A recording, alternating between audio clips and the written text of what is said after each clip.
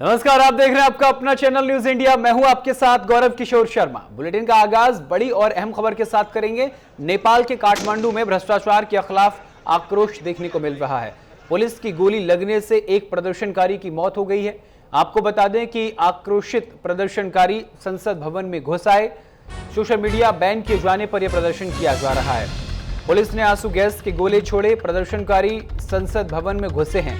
काठमांडू में सुरक्षा व्यवस्था बढ़ाई गई है। भ्रष्टाचार और सोशल मीडिया प्लेटफॉर्म्स पर प्रतिबंध लगाने के सरकार के फैसले के खिलाफ नेपाल में युवाओं ने जमकर विरोध प्रदर्शन किया। जनरेशन जेड पीढ़ी के लोगों ने सड़कों पर सरकार के फैसले के खिलाफ आवाज बुलंद की। प्रदर्शन के दौरान लोग काफी उग्र नजर आए। देखते ही देखते हालात इतने बिगड़ गए कि पुलिस को हल्का लाठीचार्ज करना पड़ा। भीड़ को तितर बितर करने के लिए पुलिस ने आंसू गैस के गोले भी छोड़े। दावा किया जा रहा है कि प्रदर्शनकारी संसद भवन में भी घुस गए। पुलिस ने काठमांडू में सुरक्षा मुस्तैद कर दी है। हालात पर काबू पाने के लिए हर संभव प्रयास किए जा रहे हैं। ये लाइव तस्वीरें हम आपके दिखा रहे हैं। ये संसद मार्ग की हैं काठमांडू में, जहां युवा सोशल मीडिया बैन होने के बाद प्रदर्शन पर आमदा हैं। आक्रोशित प्रदर्शनकारियों पर पुलिस को गोली चलानी पड़ी। आपको बता दें कि आक्रोशित प्रदर्शनकारियों ने पुलिस के ऊपर पत्थरबाजी भी की, जिसकी लाइव तस्वीरें न्यूज इंडिया आपको दिखा रहा है। एक्सक्लूसिव तस्वीरें नेपाल के काठमांडू से हम आपको दिखा रहे हैं, जहां प्रदर्शनकारी साफ तौर पर सोशल मीडिया के बैन होने के बाद प्रदर्शनकारी प्रदर्शन करते हुए नजर आ रहे हैं। हालांकि खबर के अंदर की खबर यह है कि नेपाल सरकार का यह कहना है कि जो भी social media application Kathmandu Nepal में चलेगा, उसका अपना एक OSD यानी ऑफिसर ऑन स्पेशल ड्यूटी होना ज़रूरी है। उनका एक शिकायत केंद्र हो और किसी भी तरह की अफवाह को रोकने के लिए इनको नियम लागू करने होंगे। तो इस तमाम तरीके के नियमों के साथ अब नेपाल में सोशल मीडिया को लेकर चर्चा की जा रही है। म उभिरहेको ठाउँमा स्वाट गोली हो र मेरो पछाडिको साथीले हातमा यी पुरा हात उडिसक्यो। पुरै गोली लाग्यो, गोली डाइरेक्ट गोली लाग्यो। भित्रबाट अहिले पनि तुरन्त गोली चलिरहेको आवाज आइरहेको छ, सुनिरहेको छौँ हामी। यो संसदभित्रबाट डाइरेक्ट गोली किन मेरो साथी ऊ अगाडि त्यहाँ उभिरहेको बेला डाइरेक्ट टाउकोमा गोली हानेको छ। माथि हाल्नुपर्ने गोली डाइरेक्ट खुट्टामा पनि नहालेर जिउमा हानिरहेछ। यो कहाँको न्याय हो नि? यो स्ट्यान्डहरूमाथि गोली हान्नु कहाँको न्याय हो? न कसैले केही गरेछ, न जलाएको छ। अब क्रोध हामी पोख्छौँ। हामीले तिरेको करबाट यहाँ देता पाल्ने अनि हाम्रो साथीहरूलाई गोली लागिरहने, यो कहाँको न्याय हो नि? यो नेपालमा हामीले रोजेको पाइँदैन। विदेश धान्नुपर्छ रोजगारीको लागि, पेट पाल्नको लागि, र यहाँ हामी आज आन्दोलन गर्दाखेरि गोली खानु परेको छ र सबैजना चुप लागेर बस्दिनु भएको छ। यो चाहिँ उचित भएन। यसको विरुद्धमा सबजना आवाज उठाइदिनु पर्यो। मेरो यति नै यो हस्, धन्यवाद है।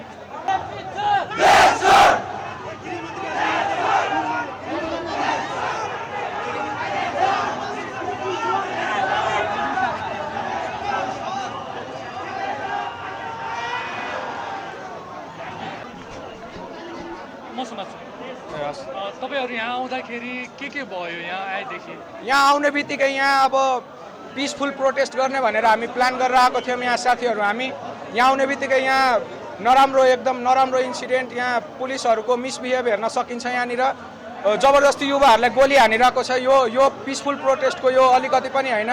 यो माथिबाट बसेको मान्छेहरूले यस्तो गर्न पाउँदैन। यो के कसो यो एकदम गलत भइरहेको छ। यहाँनिर युवाहरूले अब केही एन्टी करप्सन एक्टिभिटिजहरू पनि गर्न पाइएन भने यहाँ freedom of speech, right to speech केही पनि छैन। यहाँ मिनेटमा यहाँ एकजनाले यहाँ गोली हानेको यहाँ इन्सिडेन्ट देख्न सकिरहेको छौँ हामीहरू। यो एकदम गलत हो। यो ठुलो न्युज च्यानलहरूले अझै देखाउनु पर्यो। यो कुराहरू ठुलो मान्छेहरूको अगाडि उठाउनु पर्यो। ज्यान सबैको ज्यान नै हो। ठुलो मान्छे होस् कि सानो मान्छे, यस्तो गर्न पाइँदैन यो अलिकति पनि। यो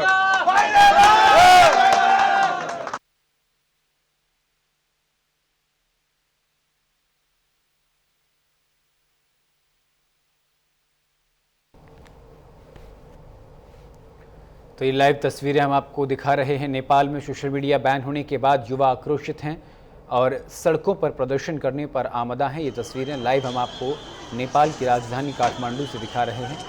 युवाओं का कहना है कि हम शांतिपूर्ण तरीके से अपना प्रदर्शन कर रहे थे, लेकिन पुलिस ने सीधी गोली चलाई और लाठीचार्ज किया। और देखिए आंसू गैस की गोली भी दागते हुए यहाँ पर पुलिसकर्मी नजर आ रहे हैं।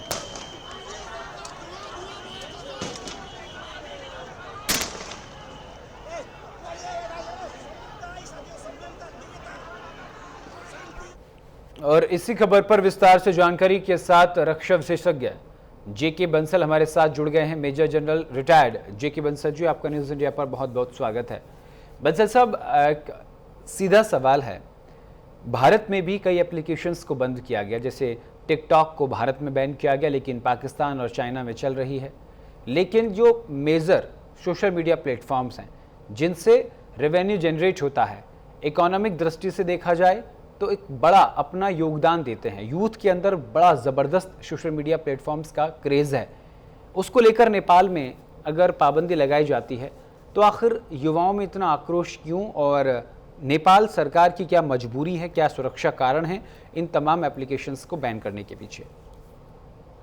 नमस्कार। देखिए, उनका जो मजबूरी है नेपाल गवर्नमेंट की, क्योंकि वो एजिटेशन होता है राजशाही दोबारा लाने के लिए, तो इस प्रकार से उनको इस प्रकार ये चिंता है कि सोशल मीडिया आजकल बहुत पावरफुल माध्यम है और पावरफुल माध्यम का जब इस्तेमाल किया जाता है तो गवर्नमेंट की चिंता बढ़ी जाती है।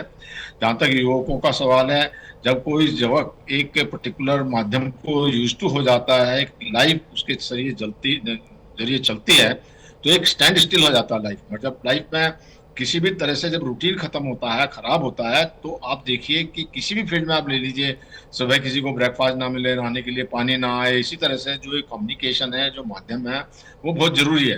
तो उसको में एजिटेट होना स्वाभाविक है, तो इसलिए इसके युवक इसमें एजिटेट हो रहे हैं। और जैसे ही मैं आपके टीवी पे भी सुन रहा था कि वो शांतिपूर्वक प्रदर्शन कर रहे थे और उनके ऊपर गोली चला दी गई, तो ये एक जो है एक घबराहट है कहीं गवर्नमेंट की, और इस तरह का ये नहीं होना चाहिए। अगर वो वायलेंट करते हैं तो तब भी जो और बहुत सारी जो हैं, जैसे वाटर कैनन है, आंसू गैस है, बुलेट जो है वो रबर बुलेट्स की गोलियां हैं, तो इस प्रकार से गोली चलाना तो ठीक नहीं है जी।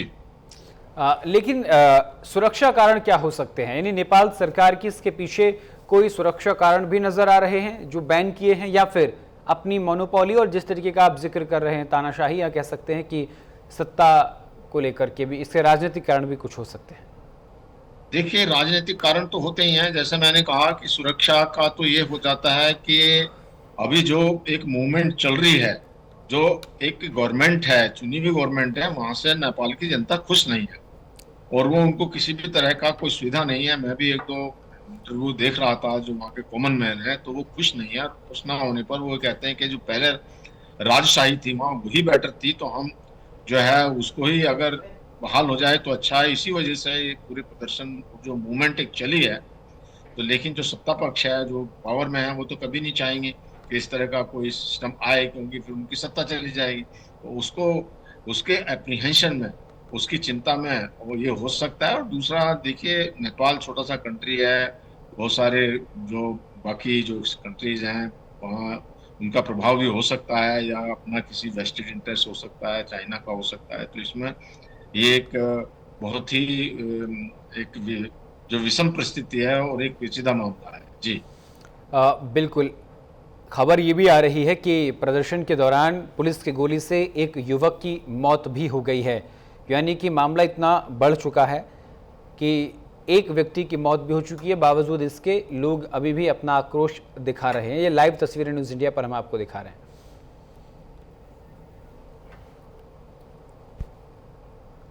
जी, सवाल आपसे है सर बंसल साहब। जी हाँ, तो देखिए, ये जो एक वो मैंने जैसे आपको कहा कि जब तक एक शांतिपूर्ण प्रदर्शन है, तो गवर्नमेंट का इस तरह से गोली चला देना अपने लोगों पे, तो ये बर्बरता है। और बहुत सारे और तरीके हैं गोली चलाने के। तो जैसे ये देख रहे हैं कि हाँ गोली चलाई जा रही है, तो ऐसा भी नहीं है कि भीड़ बिल्कुल पास में ही है। जिस तरह से ढाल लेकर के आपकी पिक्चर में देख रहा हूँ और काफी डिस्टेंस पे ये गोली चला रहे हैं, तो ये तो एक बिल्कुल गैर कानूनी और एक गवर्नमेंट की मंशा पे सवाल खड़े होते हैं कि इस तरह से। लेकिन सर एक चीज आ रही है जी सर, एक चीज समझनी होगी। नेपाल सुप्रीम कोर्ट ने एक एडवाइजरी या फिर क्या निर्देशिका जारी की है कि जो भी सोशल मीडिया प्लेटफॉर्म्स हैं वो नेपाल में अपना रजिस्ट्रेशन कराएं। लेकिन अभी तक जिन्होंने रजिस्ट्रेशन नहीं कराया वो एप्लीकेशंस बंद कर दिए गए। तो भाई जिस देश में आप हैं उस देश के नियमों का पालन तो आपको करना पड़ेगा ना। हाँ, ये तो बिल्कुल बात आपकी ठीक है। देखिए, जब एक बार मेरे जो जैसे टिकटॉक है उसने पहले शायद रजिस्ट्रेशन कराया हुआ था तो उसको बैन नहीं किया गया। बाकी जो अगर सोशल मीडिया जो है उनको आपने अगर रजिस्ट्रेशन नहीं कराया तो उसको बैन किया जा सकता है। और फिर उसमें एक बात तो गवर्नमेंट की भी है ना कि गवर्नमेंट ने उसको पहले से अनुमति क्यों दी बिना रजिस्ट्रेशन के। तो उसको पहले अनुमति नहीं देनी चाहिए थी इस तरह के जो है मीडिया को। और लेकिन जो वहाँ के छात्रों को भी इस बात को समझना चाहिए कि अगर जो एक गैर कानूनी कोई ऐप चल रहा है वहाँ पे तो उसको अगर गवर्नमेंट बैन कर रही है तो जब कोई गवर्नमेंट बैन करेगी तो जो सोशल मीडिया है वो अपने आप को रजिस्ट्रेशन कराएगा। लेकिन केवल चाइना के 4 एप्लीकेशंस हैं जिनका रजिस्ट्रेशन नेपाल में है। बाकी फेसबुक, इंस्टाग्राम, व्हाट्सएप जैसे बड़े जो सोशल मीडिया एप्लीकेशंस हैं उनका रजिस्ट्रेशन नेपाल में नहीं है और वो सुप्रीम कोर्ट की गाइडलाइन पूरी नहीं कर रहे हैं। साथ में सुप्रीम कोर्ट ने यह भी कहा है कि ये जो एप्लीकेशंस चल रहे हैं वो इस बात को भी सुनिश्चित करें कि जो घृणा या फिर मिस इन्फॉर्मेशन जैसे कंटेंट हैं उनको वायरल ना करें बल्कि उन पर लगाम लगाएं, उन नियमों का पालन करें।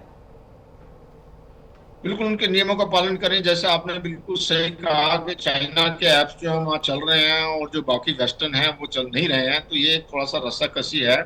और वहाँ पे चाइना अपना इन्फ्लुएंस, अब जैसे ओली की सरकार है प्रेजेंटली तो वो प्रचंड की सरकार थी तो ये चाइना की तरफ इनका झुकाव है।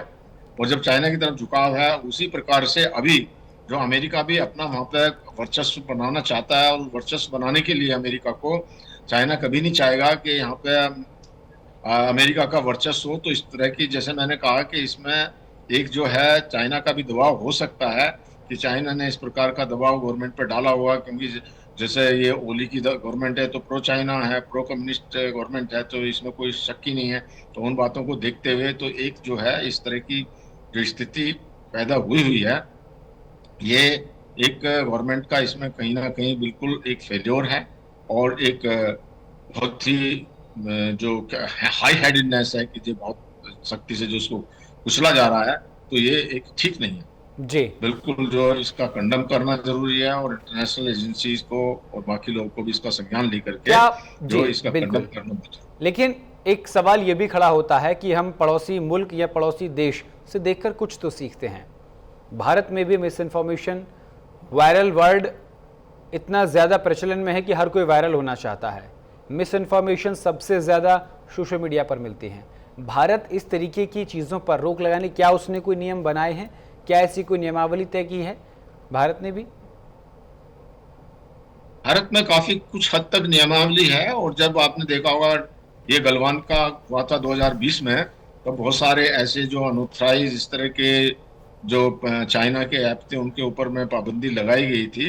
तो भारत बिल्कुल अपने नियमों से चलता है और जो हमारी एक जो गवर्नमेंट है या जो डिपार्टमेंट है वो सब कुछ नियमों के तरह से ही जो अभी जो प्रेजेंट गवर्नमेंट है कोई भी चीज जो बिना नियम के कोई बाहरी चीज है उसको एक्सेप्ट नहीं करती है। तो भारत के अंदर में एक हर चीज का लीगलाइजेशन है और इसी बात को देखते हुए जब कोई स्थिति ऐसी होती है तो उसका प्रोटेस्ट होकर के कई बार जैसे आप देखिए कोई भी जैसे प्रेस है, ब्रिटिश ब्रॉडकास्टिंग कॉर्पोरेशन है, उसने जो मिस इन्फॉर्मेशन फैलाना या किसी तरह के अवैध काम करना शुरू किया तो उनके ऊपर लगाम लगाई गई। तो इसी प्रकार से भारत बातों को ध्यान में रखता है और उसका जो संज्ञान लेकर के नियम कानून का पालन करा करके अगर किसी प्रकार का कोई नियम कानून का जो मीडिया या जो सोशल मीडिया कोई पालन नहीं करता तो उसको ये अवगत कराया जाता है और उसको जो है बताया जाता है। तो ये भारत में काफी हद तक ठीक है। हालांकि सोशल मीडिया में तो भारत में भी कई बार मिस इन्फॉर्मेशन, जब कोई आंदोलन होता है या कोई इस तरह की जो टूल किट्स बनते हैं जो एक बाहरी हस्तक्षेप से जो एक डीप स्टेट की तरफ से कोई चलाए जाते हैं तो उस तरफ हो जाता है। डीप स्टेट थ्योरी जो है वो बिल्कुल डीप स्टेट थ्योरी चलाने का काम चाइना बहुत ज्यादा करता है और टिकटॉक के जरिए डीप स्टेट थ्योरी पर काम हो रहा था, इसीलिए टिकटॉक को शायद इंडिया में बैन किया गया। जी बिल्कुल।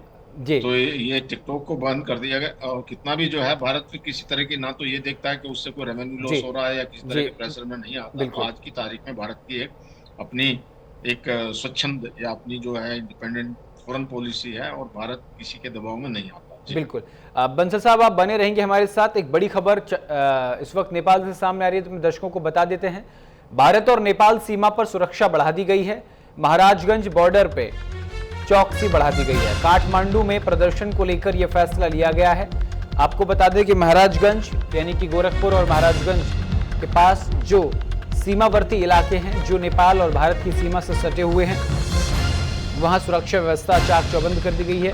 सुरक्षा व्यवस्था बढ़ा दी गई है, यानी कि भारत में भी नेपाल में हो रहे प्रदर्शन को देखकर भारत में भी सतर्कता अब देखने को मिल रही है। लगातार हमारे साथ रक्षा विशेषज्ञ बंसल साहब हमारे साथ बने हुए हैं, लेकिन उससे पहले हम आपको दो तस्वीरें दिखाते हैं, फिर उनके पास जाएंगे। दो तस्वीरें दिखाइए। देखिए, पहली तस्वीर, काठमांडू में लगातार प्रदर्शन देखने को मिल रहा है और आंसू गैस के गोले दागे जा रहे हैं। ये काठमांडू की राजधानी, माफ़ी चाहते, नेपाल की राजधानी काठमांडू, और वहाँ की तस्वीरें हम आपको दिखा रहे हैं। और दूसरी तस्वीर उत्तर प्रदेश के महाराजगंज बॉर्डर से, जहाँ महाराजगंज और नेपाल का बॉर्डर मिलता है।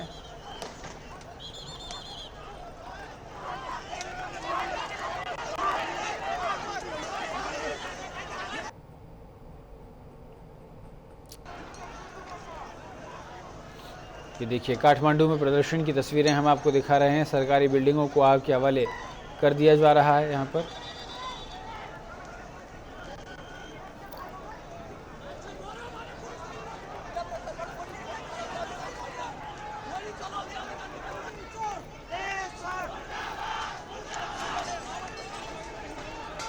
तो ये दो तस्वीरें हम आपको दिखा रहे हैं। पहली काठमांडू में प्रदर्शन की है और दूसरी महाराजगंज बॉर्डर के पास सुरक्षा बढ़ा दी गई है।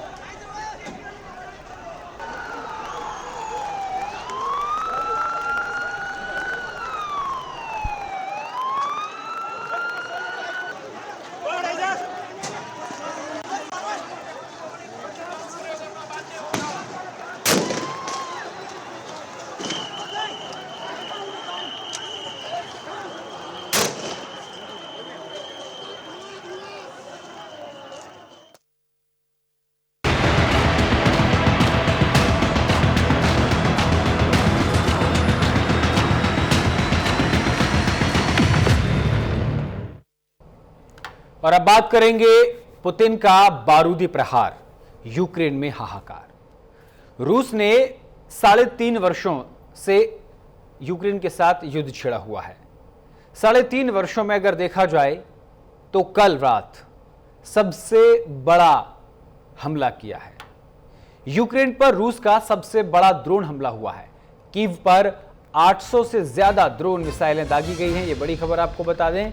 हमले में 13 लोगों की मौत की दुखद खबर सामने आ रही है। साथ ही साथ 100 से ज्यादा घायल बताए जा रहे हैं। पहली बार कैबिनेट बिल्डिंग पर हमला हुआ है कीव के। आपको बता दें कि कीव के प्रशासनिक भवन पर रूस की बमबारी देखने को मिली है। यूक्रेन के कई शहरों में ब्लैकआउट हो गया है। रूस और यूक्रेन के बीच युद्ध बढ़ता जा रहा है।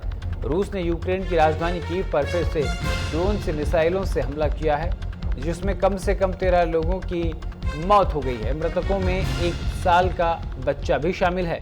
कीव के कैबिनेट भवन से धुआं उठता हुआ नजर आ रहा है। लगातार रक्षा विशेषज्ञ बंसल साहब हमारे साथ बने हुए हैं। बंसल साहब, चाहे बात युद्ध को लेकर कर ले तो वहां पर भी हालात कुछ ठीक दिखाई नहीं दे रहे हैं। रूस और यूक्रेन, जहां एक तरफ प्रधानमंत्री नरेंद्र मोदी चीन और रूस को अपने साथ लाते हैं, तो वहीं यूक्रेन के साथ भी जो उनका कूटनीतिक रिश्ता है वो काफ़ी मजबूत है। बावजूद इसके यूक्रेन पर लगातार हमले हो रहे हैं। यूक्रेन की कैबिनेट बिल्डिंग पर लगातार हमले हो रहे हैं। कारण क्या है? क्या ये युद्ध समापन की तरफ जाएगा? कोई समझौता होगा या ये यूं ही चलता रहेगा? मुझे नहीं लगता इसमें कोई समझौता होगा। जो आपने कहा है क्या कारण है, कारण तो बिल्कुल स्पष्ट है कि अभी जो है रशिया चाहता है यूक्रेन को सरेंडर कराना, और उसने अपनी जो डिमांड रखी है कि जो हमारे कब्जे में वो जगह हमारे पास रहे और डिमिलिटराइजेशन हो यूक्रेन का, और उनका जो है अपनी पपेट्स गवर्नमेंट रखना चाहता है। तो उन बातों को देखते हुए अब जो है रूस ने जो हमले बढ़ा दिए। जैसे आपने सही कहा कि कल 1000 ड्रोन और 13 जो है मिसाइल दागी गई। हालांकि यूक्रेन का दावा है कि 747 उन्होंने ड्रोन को गिरा दिया या वो उनको न्यूट्रलाइज कर दिया, और 4 मिसाइल भी उन्होंने न्यूट्रलाइज कर दी गई है। लेकिन फिर भी उनकी जो एक सेक्रेटरीट की बिल्डिंग है या कैबिनेट की बिल्डिंग है, उसके ऊपर जो यहाँ तक न्यूज थी कि रशिया का इरादा उनकी लीडरशिप को खत्म करने का था। तो रशिया जो है वो बहुत एग्रेसिव तरीके से जो चल रहा है। हालांकि जो आपने बिल्कुल ठीक कहा कि हमारे प्राइम मिनिस्टर कम से कम भी 3 या 4 बार मिले हैं प्रेसिडेंट पुतिन को, और हर बार उन्होंने ये कहा है कि ये युद्ध का समय नहीं है, शांति से मामले को निपटा लिया जाए।